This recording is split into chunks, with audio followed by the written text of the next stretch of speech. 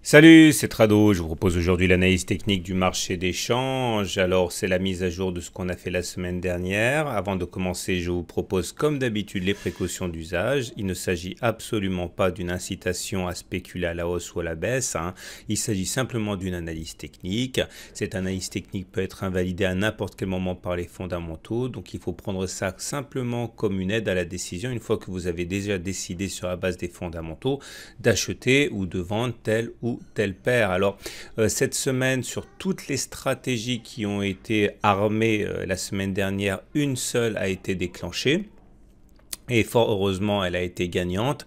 Il faut savoir que sur ce format hebdomadaire qui s'appuie sur des données journalières, je suis obligé de prendre des stratégies qui sont relativement amples et relativement pérennes, puisque c'est pas du 1 heure, c'est pas du 4 heures, c'est des données journalières. Donc forcément, il faut toujours s'attendre à ce qu'il y ait beaucoup de stratégies qui ne soient pas déclenchées. Mais je préfère vous donner des stratégies qui se déclenchent peu, mais avec des probabilités de réussite élevées, plutôt que trop de stratégies que vous ne pourrez pas suivre de toute manière si vous n'êtes pas devant vos écrans et dont le taux de réussite serait forcément moins flatteur, compte tenu du fait que l'on descendrait dans les unités de temps. Alors, on va commencer donc par l'euro-dollar. La stratégie que j'envisageais la semaine dernière était d'attendre patiemment une cassure des 1,26 pour initier une stratégie haussière. Bon, ça s'est pas déclenché puisque vous voyez très bien que cette zone de résistance a encore joué son rôle de résistance, donc pas de déclenchement de la stratégie. Pour la semaine prochaine, eh bien, dans un contexte où la tendance hebdomadaire elle est haussière et dans un contexte où la tendance journalière est haussière, on le voit bien avec le nuage qui monte, eh bien, je considère qu'il vaut mieux quand même, pour des raisons de sécurité, privilégier des stratégies haussières. Donc cette stratégie ne changera pas d'un iota en l'occurrence. Soit on casse les 1,26 et dans ce cas, effectivement, la stratégie haussière peut être validée, soit on continue à évoluer dans une sorte de trading range horizontal comme ça. Et dans ce genre de situation, je préfère, vu le contexte de cette analyse technique qui se fait d'une semaine sur l'autre, eh bien, ne pas avoir de stratégie.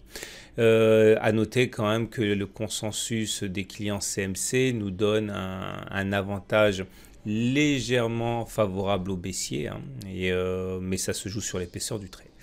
Donc sur le CFD sur l'USD CAD, la tendance était neutre, on le voit bien avec ce nuage qui est globalement à plat, il n'a pas d'orientation ni haussière ni baissière.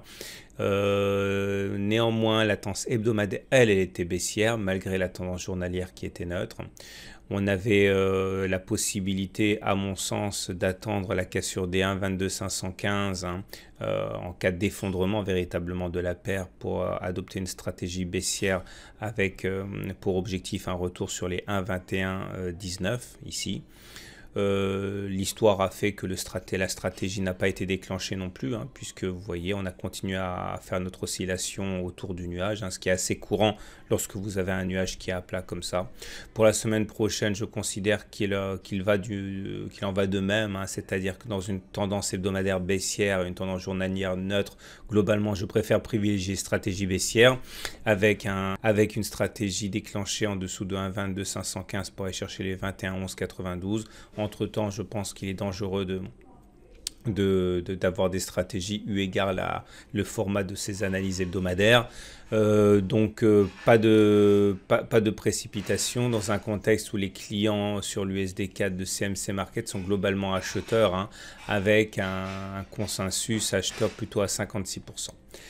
L'USD CHF, ma stratégie était également baissière la semaine dernière, avec une attente des cassures des 0,91,419 pour viser les 0,9069 et en cas de cassure des 0,9069, la stratégie viserait un retour sur les 0,8814. Le consensus était très acheteur. Voilà ce qui s'est passé. Donc là aussi, la stratégie n'a pas été déclenchée. Donc toutes ces stratégies, en fait, vont rester là pour la semaine prochaine. Il faut savoir être patient lorsque l'on fait de l'analyse technique et a fortiori du trading. Donc pour la semaine prochaine, C'est la même chose, hein. Une cassure des 0,91 486 hein, ouvrirait la voie au 0,90 692 et dans l'attente hein, de ce déclenchement, je ne vois rien de suffisamment fiable dans ce format hein, d'analyse technique. Sur l'USD JPY qui était plutôt dans un consensus acheteur pour les clients de CMC Markets. À titre personnel, j'avais plutôt une stratégie baissière. Hein. J'ai dit, voilà, en cas de cassure des 105, 596, eh bien, une accélération vers les 103, 49 était envisageable. Comme vous pouvez le voir, là non plus, la stratégie n'a pas été déclenchée. Donc, on est en stand-by. Hein. Au contraire, on est reparti vers le haut. Ce qui, à mon sens, était un trade pour ceux qui auraient voulu le faire, qui était possible, mais qui était plutôt dangereux dans une stratégie de suivi de tendance, puisque la tendance journalière était baissière. Donc là, on a simplement un throwback, à mon avis, enfin un pullback. Donc pour la semaine prochaine, je maintiens la stratégie, hein. C'est-à-dire que même aller sur un 105,59 n'est pas du tout inenvisageable, mais ce n'est qu'en cas de cassure des 105,59 hein, que la voie des 103 487 s'ouvrirait. Consensus des clients toujours fortement acheteurs pour l'USD JPY.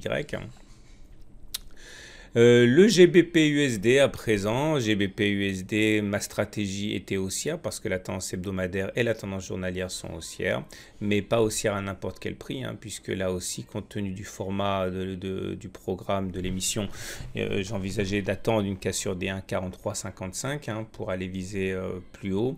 Comme vous pouvez le voir, là aussi, la stratégie n'a pas été déclenchée. C'est pas grave. Hein. On attend, on maintient la stratégie pour la semaine suivante, hein, la semaine prochaine, puisque voilà, une cassure des 1,431, 43,55 ouvrirait la voie au 46,07. Autre stratégie qui était baissière cette fois sur l'euro CHF, eh bien une cassure des 1,1441 permettait de viser 1,1381 puis 1,1359. Comme vous pouvez le voir, on a beaucoup tergiversé, mais on n'a pas déclenché la stratégie non plus. Donc pour l'instant, vous remarquerez, hein, et j'insiste, cela ne doit pas vous surprendre hein, si vous découvrez les stratégies sur Forex. Hein. Il faut être patient et attendre que la configuration soit positive et plutôt que risquer l'hyperactivité. Pour la semaine prochaine, je ne change rien, hein, à savoir une cassure des 1,1441, ouvrir la voie au 1,1381, mais entre-temps, ce serait une unité de temps de travail qui ne correspondrait pas à l'unité de temps journalière qui nous intéresse aujourd'hui. Et la seule stratégie qui a été déclenchée, hein, en fait, c'est une continuation de la stratégie qui a été déclenchée la semaine dernière. Hein. Donc, c'était l'idée sur laquelle, puisqu'on avait cassé les 1,0747 et que la tendance hebdomadaire était neutre, mais que la tendance journalière était baissière, il s'agit de se laisser porter avec pour objectif les 1,0608. Et voilà ce qui s'est passé. On est allé chercher effectivement hein, l'objectif baissier hein, et on a rebondi dès qu'on a cherché les 1,06 On était là en début de semaine, on est arrivé là. Donc en ce sens, c'est l'unique stratégie qui a été déclenchée et elle s'est révélée porteuse. Et il vaut mieux qu'il en soit ainsi plutôt que de multiplier sur ce format, encore une fois, les stratégies. Voilà ce qu'on pouvait dire. Je vous souhaite une très bonne semaine. Et je vous dis à la semaine prochaine pour relever les filets et voir lesquelles des stratégies ont été déclenchées.